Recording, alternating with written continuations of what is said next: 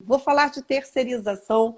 E falar de terceirização leva a gente para a Lei 6.019 de 74. Então, a gente tem a Lei 6.019 de 74 e lembrar também da súmula 331 do TST, que, embora com algumas considerações, né, parte dela aí a gente tem que adaptar, mas ela continua valendo, tá? Com algumas restrições, porque o TST não fez a faxina da jurisprudência pós-reforma. Vamos lá, tá? Quando a gente fala da Lei 6.019 de 74, vamos separar assim? Tem que lembrar que o dono da casa da 6.019 é o trabalhador temporário, mas eu não vou falar dele agora não.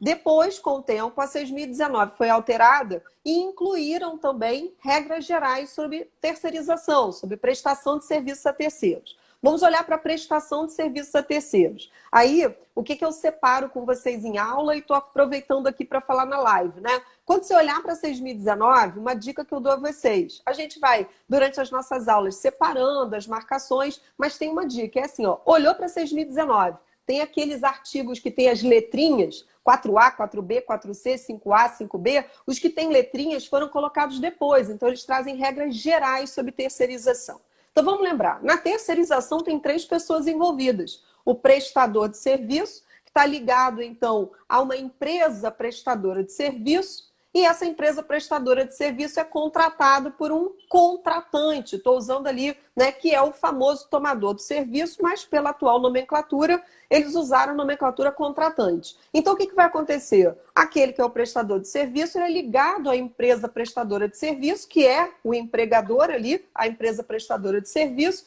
e essa Isso empresa é bom prestadora de pontuar, serviço, né? né? Bem Isso importante, né? Concordo. porque na terceirização, alguém tem carteira assinada, né? Terceirização É é diferente verdade. de contratar via PJ, pessoa jurídica. Então, a terceirização que a gente está falando, para ficar bem claro, é a terceirização que alguém tem carteira assinada, como você está falando, prestador de serviço. Perfeito. Aí você vai imaginar o desenho do prestador de serviço ligado à empresa prestadora de serviço. Faz o desenho mental e bota assim, ó, CTPS, porque aí tu não esquece. Ligou o prestador de serviço à empresa prestadora de serviço, ele é empregado. Essa empresa prestadora de serviço faz um contrato de prestação de serviço com o contratante. Então aí eu vou levar vocês assim, ó, pensou na 6.019? Foca no artigo 4A, azão, como a Ana gosta de falar, né, ali para identificar. O 4A, ele fala ali de quem? Da empresa prestadora de serviço. E o 5A, ele traz informações importantes do contratante. Tanto no 4A quanto no 5A, vou chamar a atenção na 6.019, diz assim, ó, esse contrato aí pode envolver, olha a grande alteração, qualquer atividade, inclusive se tiver ligada à atividade principal do contratante. Então, por isso que eu fiz a ressalva com vocês, para vocês tomarem cuidado, que da reforma trabalhista para cá não tem mais dúvida. Posso terceirizar qualquer atividade, inclusive a atividade principal do contratante, que é o tomador de serviço. Então, isso está expresso, tanto você extrai do artigo 4A quanto 6A da 6.019. Então, por conta disso, tome muito cuidado ao ir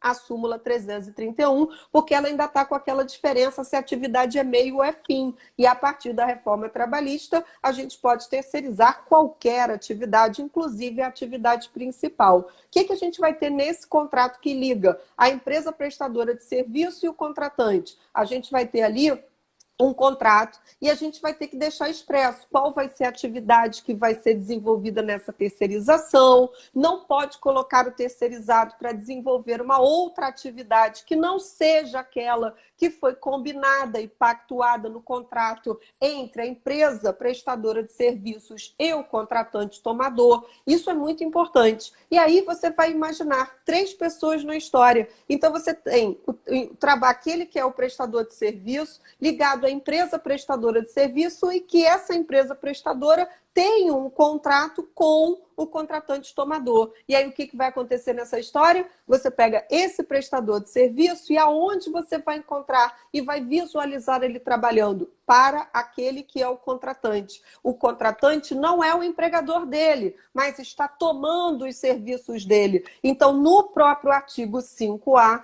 da 6.019 de 74 diz: esta terceirização é lícita, foi feita de forma correta nos moldes legais, quem terá responsabilidade trabalhista? o responsável direto e principal, lembra da setinha? Ele não é empregado da empresa prestadora de serviço, responsabilidade direta da empresa prestadora de serviço. Mas o artigo 5A tem um parágrafo 5º e ele diz: aquele contratante tomador do serviço tem responsabilidade trabalhista de forma subsidiária, ok? Eu vou só falar primeiramente dessa forma, depois separo se é administração pública ou privada. Vamos primeiro falar assim, tá? Eu acho que vale. Ana, vou passar a palavra a você, senão vou ficar falando muito tempo. Faça suas complementações e depois, na sequência, eu venho complementando, tá bem? Tá bom. O que acontece? Quando a gente vai abordar a terceirização, tá? A gente tem que colocar também os dois réus no polo passivo, né? Vou colocar o meu empregador e o tomador dos serviços, né? E vou pedir a responsabilidade subsidiária. E daí eu tenho que tomar cuidado, Ju, porque se por acaso a prova vier assim, com o empregador e 2 tomadores, né? Eu tenho que pedir a responsabilidade subsidiária deles pelo período que cada um se beneficiou dessa prestação de serviços. Porque o artigo 5º, azão, parágrafo 5º lá da Lei 6.019, ele fala exatamente isso, que a responsabilidade é limitada ao período que aquele tomador se beneficiou da prestação de serviços. Então, pode cair isso, por exemplo, numa pergunta, né? Pode cair também isso num recurso ordinário, que você está por um dos tomadores e que o juiz condenou por todo o período do contrato e você tem que pedir a limitação. E uma coisa bem interessante também da gente pontuar já, Ju, é assim, o tomador responde por que tipo de verba trabalhista? Vai responder por multa lá, por exemplo, por atraso no pagamento da rescisão. Ele vai responder por indenização por dano moral. Tudo, todas as verbas daquele contrato de trabalho. Ônus e bônus. Eu quis terceirizar, eu não quis contratar diretamente, que é o normal. Eu terceirizei, mas eu respondo por tudo que tiver de débito naquele contrato de trabalho. Perfeito. Eu acho que vale, então, a gente também aproveitar e lembrar assim, eu posso ter terceirização no âmbito privado. Então, o que a gente disse agora, a gente, no primeiro momento, imaginou que não havia administração pública envolvida na história, vamos imaginar assim. E aí a gente pensou na terceirização no âmbito privado, e aí vale registrar que a súmula 331, quando você também quer corroborar a responsabilidade subsidiária no âmbito privado, você vai lá na súmula 331 e pega o item 4 da súmula 331. Então você faz, né, também trazendo essa fundamentação não só na lei, mas também na jurisprudência trabalhista. Algumas pessoas falam, mas a súmula não está valendo. Peraí, muita calma nessa hora. A súmula tem partes dela, como aquela questão se a atividade é o meio-fim, aí eu concordo. Mas ela não está toda inutilizada, não. Pelo contrário, ela vale e você deve continuar usando como fundamentação, né? Então, isso é importante registrar. E assim, e se por acaso a gente tiver numa terceirização e no âmbito da administração pública, o que muda? Eu sempre falo, tem que lembrar que, em regra, tem que ser precedido de licitação. Aí você vai lembrar lá do 642A da CLT, que muitos documentos que são apresentados na hora da licitação, um deles é a CNDT, Certidão Negativa de Débitos Trabalhistas. Por quê? Porque certa vez apareceu uma questão na segunda fase, perguntando, então, que se a certidão, né, ela não desse negativa, se por acaso aquela empresa tivesse, ela até falou assim, inscrita no BNDT, Banco Nacional de Devedores Trabalhistas, qual seria a consequência para aquela empresa? Falou, olha só, o Banco Nacional de Devedores Trabalhistas, eu vou ser bem, assim, é como se fosse uma lista negra. Aquela empresa está com o nome lá num cadastro, num banco de devedores trabalhistas. Então, o que vai acontecer? Qual é a consequência direta? A empresa não pode participar de licitações. Essa foi uma pergunta já da segunda fase. Mas vamos imaginar assim, ó, deu tudo certo, a empresa foi a escolhida para prestar, né, o serviço para o tomador, contratante e a administração pública. Aí eu vou lá na responsabilidade. Será que a administração pública responde ou não responde? Como a gente falou de licitação, a lei de licitações, a princípio, lá no seu artigo 71, exclui a responsabilidade do tomador administração pública. Mas a gente sabe que na esfera trabalhista não é bem assim. A súmula 331 agora entra em cena no seu item 5 e não adianta só falar, mas isso é súmula do TST, não é só súmula do TST, não, isso já foi ao STF, já foi discutido e o Supremo já disse, essa interpretação que o TST está fazendo vale sim.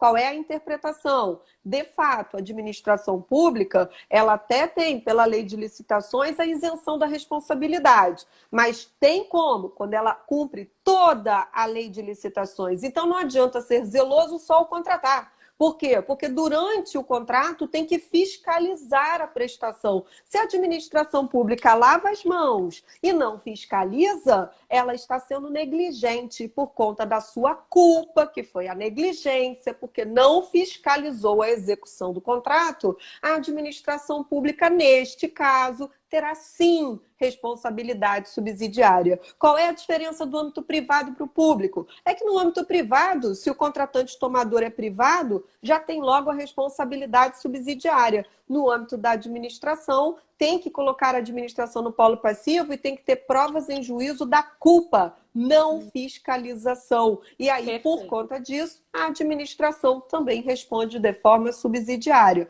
Vamos partir do pressuposto, vou voltar a palavra para a Ana, que a terceirização que estamos falando até agora é regular e ilícita. Ana, você quer falar um pouco da terceirização ilícita? Quero. Que você acha? E complementar também, né? Isso, e quero pontuar, amiga, que nesse caso da administração pública, a banca gosta desse tema, eles já repetiram esse tema em RO, em contestação, enfim. E sempre você tá defendendo um ente da administração pública, normalmente a administração pública indireta, uma empresa pública ou uma sociedade de economia mista, e o enunciado deixa bem claro assim, que houve a fiscalização e está sendo requerida a sua responsabilidade. Aí você vai dizer que não tem a responsabilidade porque justamente fiscalizou, né? A gente tem essas questões aí colocadas pela banca. E a terceirização ilícita, como é que funciona?